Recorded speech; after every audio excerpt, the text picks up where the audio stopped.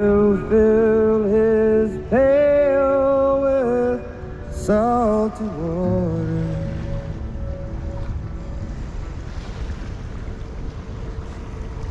Gosh, I love Jimmy Buffett.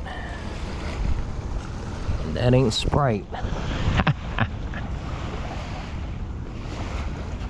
Oh. Sorry I haven't changed hats in a while, y'all. Used to try to change them every video. Anyhow, I'm gonna have some nature talks here.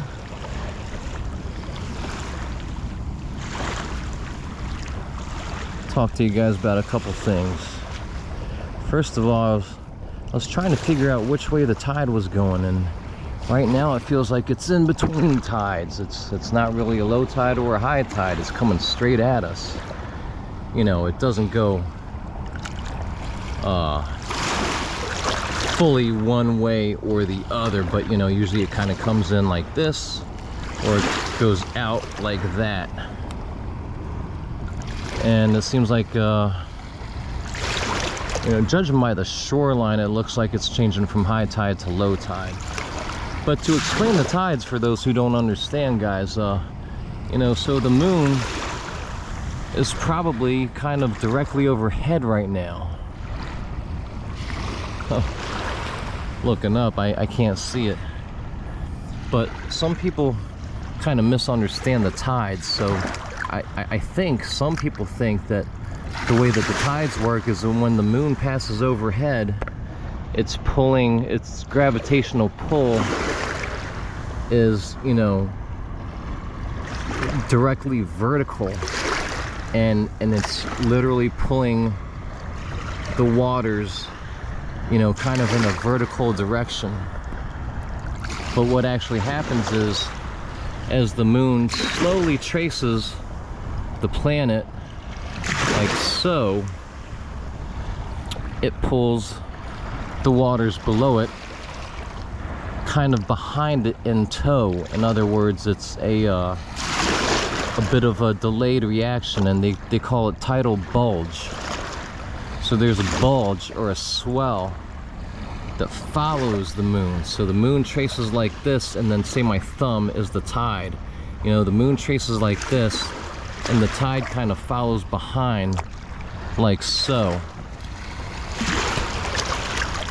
I actually didn't understand that before I really started studying earth science and paying attention to things more, and spending more time by the water.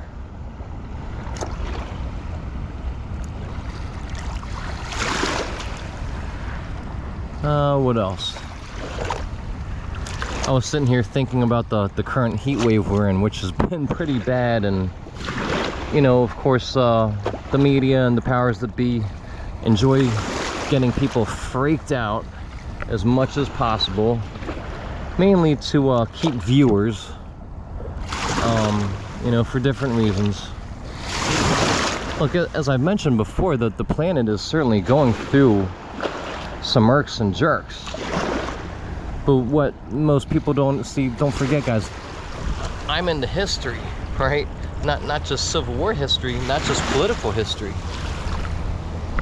I've become really fascinated by the history of the Earth, and I've come to understand, as perhaps some of you have, is that there are some very long cycles to this planet. Some are billions of years old. Well, I shouldn't say billions. Some are many millions years old. Some are hundreds of thousands of years old. Ooh, now there's a big crab, and he's carrying something. I don't think you guys could see it. It's right there. I think that guy's legal. I should go out there and pluck him up. No, I'm just kidding. But some things that I hope people might start studying, in addition to what I've been blathering about the last couple of years, which is the geomagnetic reversal that we're currently in. And again, if it's not a full geomagnetic reversal, which it's appearing to be, then it's a long-term geomagnetic excursion, both of which have dramatic effects on the planet. What people have to understand is, again, I'm not to deny any anthropogenic climate change. Of course, we do have a role. I don't even know if I should belittle things and call it minor, but compared to planetary processes, okay, it is minor. It's very minor. And there's nothing on God's green earth that we can do to stop long-term processes of this planet, especially when it's in upheaval. Don't forget, as I've pointed out before, guys, we're coming out of an ice age. Things have not always stayed this cool. The planet, during certain periods of its history, has been very, very hot. Far hotter than, you know, we could certainly tolerate. Don't forget that. Keep these things in mind. So, you know, some things that I want folks to think about are the Milankovitch cycles.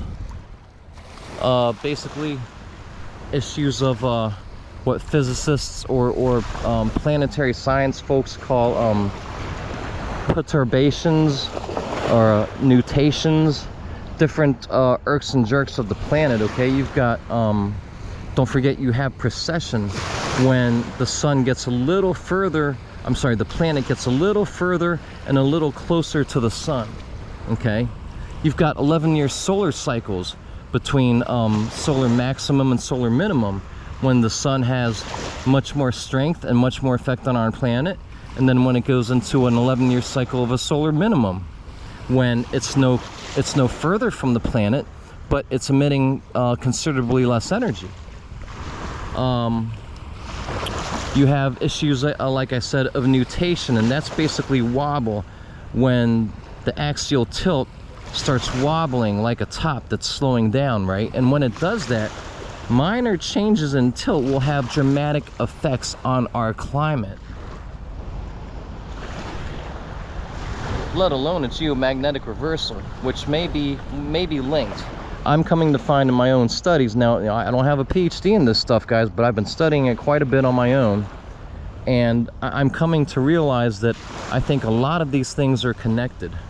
Finally, I want to mention, as far as planetary effects, don't forget we have Planet X to consider, and many of you may not be familiar with that one, and again, I implore you to look it up. I'll try to link some of these articles, guys. I always say that, and sometimes I forget, but I'll try to link some of these articles, okay? Planet X is largely been theoretical, but I believe that they have gained more and more evidence pointing to the existence of another planet which has a strange orbit. Okay, it's almost like a dark star, like it's and don't forget, we're talking about spans of millions of years, okay, or many thousands of years. So just because we've been, you know, on this earth for a very short time, and our recorded history of climate science only goes back 170 years or so, okay, don't forget that. There is a somewhat theoretical Planet X out there, and my theory, well, it's I don't know if I should say it's my theory. What may be happening is, just like certain comets only come into orbit with Earth because of their elliptical planes every so often, you know, for long periods of time we don't see them, we don't experience them, then every now and then we see that comet go by. Think of Planet X in the same way, okay? It's on a different plane, and it usually doesn't coincide with ours because it's just got a long plane that rarely coincides with planet Earth's. But if this theory were true, okay, what might that do? Well, that might have some effects on the planets in our solar system in general. It may make our sun start to act up, right? And if all these other things are happening, and if there's a large planet that's slowly coming in to our plane of our solar system, what might that do? Well, geez, I don't know. Might throw off gravitational axes. It might cause a lot of nutation or a lot of wobble, right, as it gets closer and closer, which in turn may make the core of our planet start to do somersaults, which in turn may elicit or induce a geomagnetic reversal. Think about these things, guys, and look them up. I can't believe I'm already up to about 10 minutes. But more on this later. Till then, I'll see you guys.